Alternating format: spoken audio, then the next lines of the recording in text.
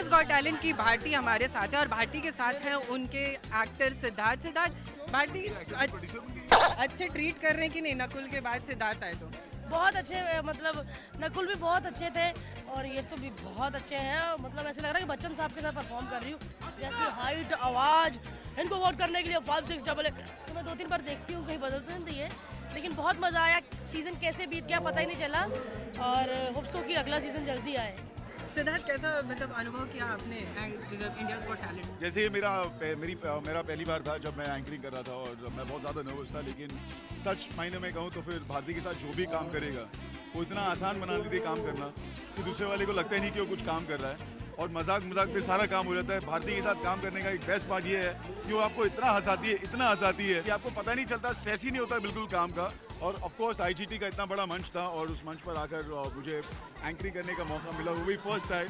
So thankful to all and hopefully लोगों को अच्छा लगा होगा। What about the winner? मतलब एकदम से वो बहुत ही मेरे मन में वही विनर था। मुझे लगे कि क्योंकि वो लड़का बहुत अच्छी तरह करता था, बहुत अच्छा। वो मतलब मैंने उसका रिहर्सल भी देखा, बहुत अच्छा करता था। जब भी वो परफॉर्म करता था, रिहर्सल होती थी तो जो कोरियोग्राफर होता था उसको बोलता था कि तू ऐसे परफॉर्म कर कि तू अपनी गर्लफ्रेंड के लिए परफॉर्म कर रहा, तो बोलता नहीं मैं अपनी मम्मी के लिए कर रहा हूँ।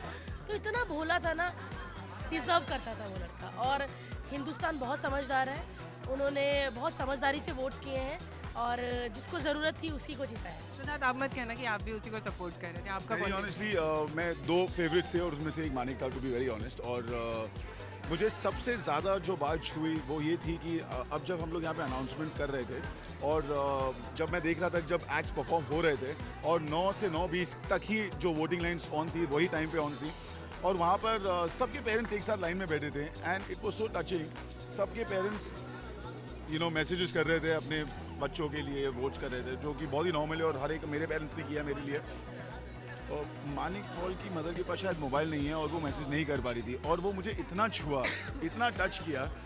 और देखिए, means I am so happy कि जनता ने इतने वाइजली वोट किया है because Manik Paul is very talented. It's not just कि उनकी मम्मी के पास मोबाइल नहीं था, बट इट इज़ ऑल्सो कि इतना मम्मियों के पास मोबाइल था जिन्होंने उसके लिए भर के वोट किया है और उसका टैलेंट इतना अच्छा था। हम सबने उसके एक्ट्स देखे and we all just have had a wow moment. और मैं जा रही हूँ मानिक पॉल को बधाई देने। नहीं, बहुत अच्छा एक्सपीरियंस था क्योंकि मैं पहली बार एंकरिंग कर रहा था और इंडियाज गॉट टैलेंट का इतना बड़ा मंच है, नंबर 1 शो है और ऐसे शो को एंकर करने का मौका मिला मुझे। So I am just thankful to the channel कि उन्होंने मुझे ये मौका दिया और उन्होंने सोचा कि मैं इस लायक हूँ और अब जो मैंने कर दिया और अगर आप लोगों को अच्छा लगा तो शायद आगे भी काम मिल जाएगा। Siddharth, what's upcoming project? वो तो जब आएंगे तभी बताऊंगा ना, अभी से बताने दूँ। कुछ भी ऐसे अगर क्या अब सिद्धार्थ नेक्स्ट क्या करने वाला है? अब नेक्स्ट इंडियाज गॉट टैलेंट 7। चलिए, thank you Siddharth and all the best. Camera person Paresh के साथ नवीन सिंह भारद्वाज, टेली मसाला।